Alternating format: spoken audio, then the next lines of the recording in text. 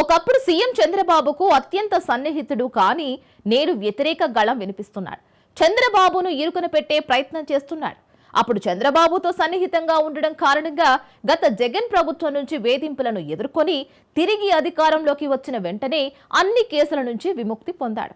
ఆర్థిక ప్రయోజనాలను పునరుద్ధరించాడు. ఆయనకు సముచిత గౌరవం ఇచ్చారు. అయినప్పటికీ ఆ పదవిని తిరస్కరించి చంద్రబాబును విమర్శించడం ప్రారంభించాడు. ఇంతకీ ఎవరా వెన్నుపోటుదారుడు? ఆయన ఇలా మారడానికి కారణం ఏంటి? సీఎం చంద్రబాబుకు ఏబీవీ వెన్నుపోటు. చంద్రబాబును చికాకు పెడుతున్న ఏబీవీ బనకచెర్ల ప్రాజెక్టును వ్యతిరేకిస్తూ గలం.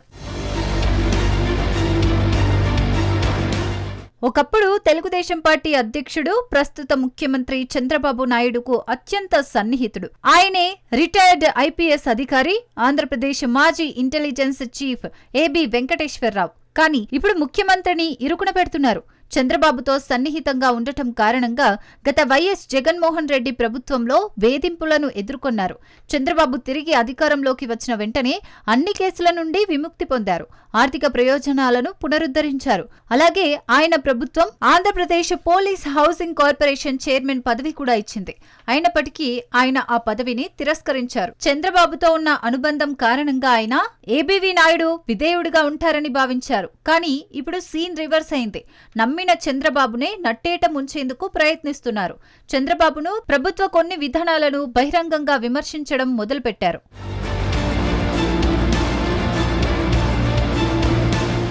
ఇటీవల చంద్రబాబు కీలక ప్రాజెక్టు పోలవరం బనకచెర్ల ప్రాజెక్టును తీవ్రంగా వ్యతిరేకించడానికి ఏబీవీ మేధావులు, రిటైర్డ్ అధికారుల బృందంతో చేతులు కలిపారు. మాజీ అధికారి కంబంపాటి పాపారావు, రచయిత అక్కినేని భవానీ ప్రసాద్, కార్యకర్త టి లక్ష్మీనారాయణతో కలిసి మాట్లాడారు. ఈ ప్రాజెక్టు ఆంధ్రప్రదేశ్పై భారంగా ఉందని విమర్శించారు. రాజకీయ, కాంట్రాక్టు ప్రయోజనాల వల్ల, ముఖ్యంగా Megha engineering and infrastructure limited ప్రయోజనాల వల్ల ఇది జరిగిందని ఆరోపించారు. పోలవరం బనకచెర్ల ప్రాజెక్టు తెలంగాణకు, ఆంధ్రప్రదేశ్కు ప్రయోజనం చేకూర్చదని, బదులుగా కాంట్రాక్టర్లు, రాజకీయ ప్రముఖుల ప్రయోజనాలకు ఉపయోగపడుతుందని ఏబీవీ వాదించారు. రాష్ట్ర దీర్ఘకాలిక నీటి హక్కులు, ముఖ్యంగా కృష్ణానది నుంచి ప్రమాదంలో ఉన్నాయని ఆయన హెచ్చరించారు. ఈ project Telugu Ganga, Galeru Nagari, KC canal వంటి ఇప్పటికే ఉన్న రాయలసీమ నీటిపారుదల పథకాలకు ముప్పు కలిగిస్తుందని ఆయన అన్నారు.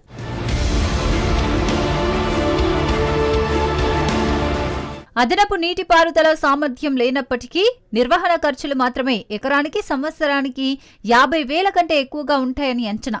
గోదావరి నీటిని బొల్లపల్లి ద్వారా సోమశిలకు బదిలీ చేయడం వంటి గురుత్వాకర్షణ ఆధారిత ప్రత్యామ్నాయాలు మరింత ఆచరణీయమైనవి, ఖర్చుతో కూడుకున్నవి అని ఏబీవీ సూచించారు. పోలవరం బనకచెర్ల ప్రాజెక్టును మేఘా కృష్ణారెడ్డి రూపొందించారని, 82,000 కోట్ల పథకాన్ని ముందుకు తీసుకెళ్లాలని మాజీ మంత్రి వైఎస్ జగన్మోహన్ రెడ్డి, ప్రస్తుత ముఖ్యమంత్రి చంద్రబాబు నాయుడు ఇద్దరికీ సూచించారని ఆయన ఆరోపించారు. గాలేరు నగరి వ్యవస్థ, వెలిగొండ సొరంగం వంటి దీర్ఘకాలిక పెండింగ్లో ఉన్న గ్రావిటీ ఆధారిత ప్రాజెక్టులను పూర్తి చేయడానికి ప్రభుత్వం ప్రాధాన్యత ఇవ్వాలని, గోదావరికి అనవసరమైన మళ్లింపులను నివారించడం ద్వారా కృష్ణా నీటి హక్కులను కాపాడాలని ఆయన డిమాండ్ చేశారు. కాంట్రాక్టర్లతో సంబంధాలున్నాయని ఆరోపణలు ఎదుర్కొంటున్న వరుస ప్రభుత్వాలు ప్రోత్సహించిన ఈ ప్రాజెక్టు ఎటువంటి స్థిరమైన ప్రయోజనాలను అందించదని, బదులుగా ఆంధ్రప్రదేశ్ నీటి భద్రత మరియు ఆర్థిక స్థిరత్వాన్ని బెదిరిస్తుందని వారు తేల్చారు. ఈ ప్రాజెక్టు గత, ప్రస్తుత ప్రభుత్వాలకు అనుకూలమైన కాంట్రాక్టు సంస్థ ఆధ్వర్యంలోనే జరుగుతోందని, అందుకే వైసీపీ కూడా ప్రశ్నించడం లేదని ఆయన ఆరోపించారు. లక్షల కోట్లు ఖర్చు చేస్తున్నప్పుడు ప్రజలు, మేధావులు, నిపుణులతో ప్రభుత్వం చర్చించాల్సిన అవసరం ఉందని ఏబీ వెంకటేశ్వరరావు అన్నారు. కాగా ఈ ప్రాజెక్టు పోలవరం జలాశయం నుంచి బనకచెర్ల రెగ్యులేటర్ దాకా 200 టీఎంసీ ఫీట్ నీటిని తరలించేందుకు 81,000 కోట్ల అంచనా వ్యయంతో దీనిని నిర్మిస్తున్నారు. ఈ స్కీమ్ అనేది రాయలసీమ, కడప, కర్నూలు, చిత్తూరు, అనంతపురం జిల్లాలకు నీటిపారుదల, తాగునీరు అందిస్తూ ఆ ప్రాంత అభివృద్ధికి తోడ్పడుతోంది. బొల్లపల్లి జలాశయం, శ్రీశైలం రైట్ మెయిన్ కెనాల్ ద్వారా గోదావరి నీటిని బనకచెర్లకు తరలించేలా ప్రణాళిక వేశారు. ఈ ప్రాజెక్టు నుంచి వరద నీటిని సమర్థవంతంగా వినియోగించుకోవచ్చని, సముద్రంలో వృధాగా పోయే నీటిని ఆదా చేయవచ్చని ఏపీ సీఎం చంద్రబాబు చెబుతున్నారు. ఈ ప్రాజెక్టు వల్ల రాయలసీమలో వ్యవసాయం, ఉద్యానవన రంగాలు అభివృద్ధి చెందుతాయని ఆయన భావిస్తున్నారు. ఆర్థిక వృద్ధికి ఇది దోహదపడుతుందని అంటున్నారు.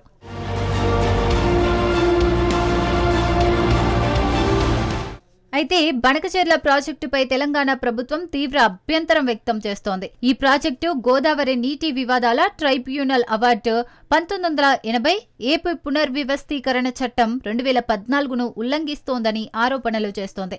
ఈ స్కీమ్ కోసం central water commission, Godavari river management board నుంచి పర్మిషన్లు లేకుండానే ఏపీ ప్రభుత్వం ముందుకు తీసుకెళ్తోందని అభ్యంతరం చెబుతోంది. మరోవైపు ఈ ప్రాజెక్టును వ్యతిరేకిస్తూ మంత్రి ఉత్తమ్ కుమార్ రెడ్డి కూడా సుప్రీంకోర్టును ఆశ్రయించే యోచనలో ఉన్నట్లు తెలిపారు. ఈ ప్రాజెక్టు వల్ల తెలంగాణలో కృష్ణా బేసిన్లో ఉండే రైతులకు శాశ్వత నష్టం జరిగే అవకాశం ఉంటుందని ఆయన చెప్పారు. గతంలో బీఆర్ఎస్ ప్రభుత్వం కూడా కృష్ణా నీటిలో తెలంగాణ వాటాను 299 టీఎంసీలుగా నిర్ణయించి ఏపీకి 512 టీఎంసీ ఇచ్చిందంటూ కూడా విమర్శించారు. ఇదిలా ఉండగా ఏపీ సర్కార్ ఈ ప్రాజెక్టు కోసం జలహారతి కార్పొరేషన్ అనే స్పెషల్ పర్పస్ సంస్థను ఏర్పాటు చేసింది.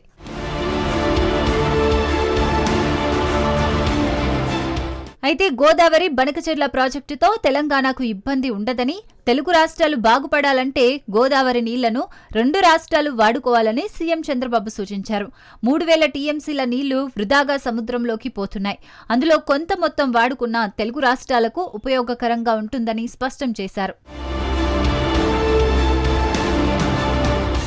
బనకచెర్ల అంశం 2 రాష్ట్రాల మధ్య నివురుగప్పిన నిప్పులా ఉంటే అగ్గికి ఆజ్యం పోసేలా ఉన్నాయి ఏబీవీ వ్యాఖ్యలు. బనకచెర్ల ప్రాజెక్టును వ్యతిరేకిస్తూ ఏబీ వెంకటేశ్వరరావు వ్యతిరేక గళాన్ని వినిపిస్తున్నారు.